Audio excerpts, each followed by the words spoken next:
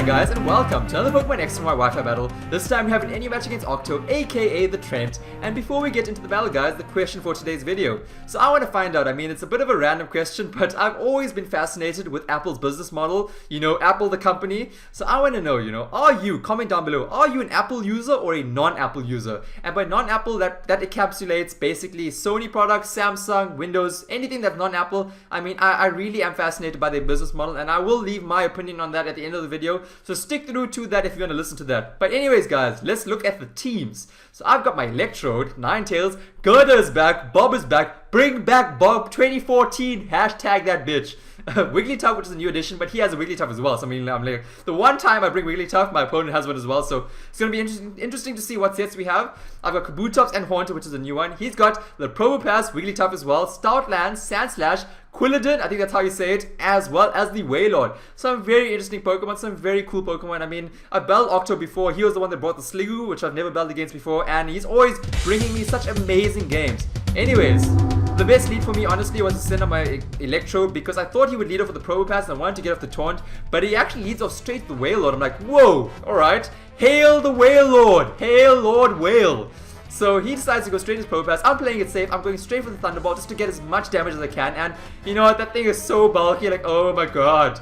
And I decided to go for the Taunt, predicting the Stealth Rocks, and of course, he does go for it. And I mean, I was a bit, confused as to whether I should go for it because a Taunt on Electro is pretty obvious. That's generally what I do run. And he could have went for like a Power Gem and hit me pretty hard.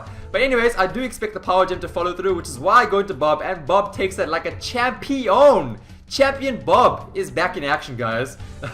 So now he switches out, he goes straight into Quilladin, and I go straight for the safe knockoff. Let us disarm one of his Pokemon, and thankfully it is his Quilladin. And you know what? Without Evola, it's not going to be such a problem. And this was actually a questionable play, but I asked him afterwards, and he made a very risky play right now. He went for the Toxic, predicting my switch out.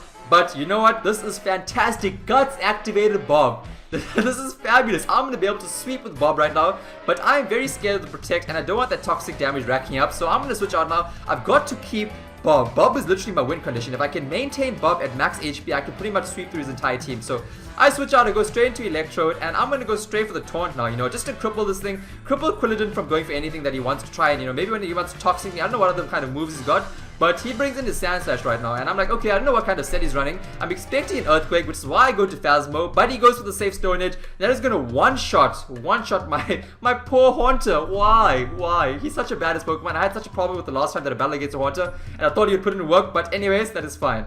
So now I go into Kabutops, and I predicted a switch, which is why I go straight for the low kick, and that worked out just fine, just by the margin. I'm able to take out the Quilladin, which comes in. I mean, I don't even have Waterfall on this on this Kabutops set, so I was chancing it there with the low kick. But anyways, now this Wailord comes in. I'm like, okay, let me go straight into Bubbles, and Bubbles, I decided to name it Bubbles because of those bright blue eyes. I mean, it just reminds me so much of the Pop-Off girls, Bubbles.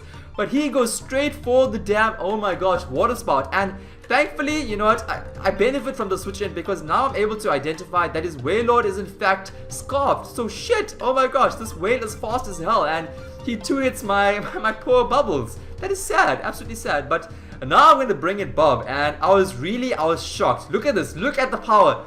Almost takes me out, oh my gosh, oh my word. So I go for the lovely Drain Punch, and because of that massive HP base stat, I'm going to get back so much of HP. I'm pretty much back at 60%, and he doesn't want to lose his Wailord right now. I mean, his Water Sport is not going to do too much, so he decides to go into his Wigglytuff. But you know what, Wigglytuff is part normal as well. It's not pure fairy, so this Drain Punch does a ton of damage to this Wigglytuff. Poor Wigglytuff, I just punched it in the white belly. Anyways, now I'm scared of like a Hyper Voice. I don't know what kind of set he's running, because I think it can learn Hyper Voice. Mine doesn't have Hyper. No, mine has Hyper Voice actually, which is actually normal. Why was I scared of the damn Wigglytuff? But I decided to go straight to Ninetales because I didn't know what kind of set he was running, and actually, you know what? I take that pretty well, So my Ninetales is looking pretty boss. I'm going to go straight for the Energy Ball and take out the Wigglytuff, and things are looking pretty good. That's one less threat to worry about. And in comes a Stoutland, and I'm going to switch out now because I'm scared. Sometimes these things are choice banded, but he's most likely going to go for the Retaliate, which is why I go to my Kabutops, which is going to resist it, and that is going to activate the Weak Armor. Let us shed that Weak Armor and, obtain maximum speed. So we had a +1. I got the choice band. +1, +1. We are hitting. Almost takes him out. Almost. He goes for the return. It doesn't take me out even with the defense drop. And now I'm at a +2. So I'm like, oh my gosh, this is going to be a Kabuto sweep. We don't even need you, Bob. We don't even. But I missed with the Stone Edge. Oh my gosh, why? That is the risk you run, you know. So no complaints there. Anyways, now I'm going to switch out and go straight into Bob because I can revenge kill this thing with the Mark Punch. I was a bit scared of the switch out, but you know what, there is nothing on this side of the field that's going to appreciate a Mark Punch, so I can just safely go for that. And the toxic damage is racking up, you know, it's going to be accumulating a lot faster turn after turn, so I can't stay in, I can't. So in comes the Wailord. I'm like, alright, he's going to go for the Scald, that's okay, he's not going to be able to burn me, and I'm going to be able to go for the Drain Punch and knock this thing out. Fantastic! Oh my gosh, I promise you the amount of HP that Gerda has received this game is over 9,000. So the toxic damage is racking up very, very fast right now. And he brings in the Sand Slash. And I was scared what kind of set he was running, you know. I decided, you know, let me play it extremely safe to ensure my victory and go into my Electrode and just see what he's going to go for. Because I wasn't too sure if a Mark Punch would take him out, you know. I didn't run any calcs on it. But he does go for the Earthquake. It takes out my Electrode. And now I'm going to go to my Mozilla, my Firefox, my Ninetales, go for the Energy Ball. It doesn't actually even kill. Look at that, look at that. It actually hangs on. But anyways, now you go straight for the Earthquake. It's going to take out my Ninetales.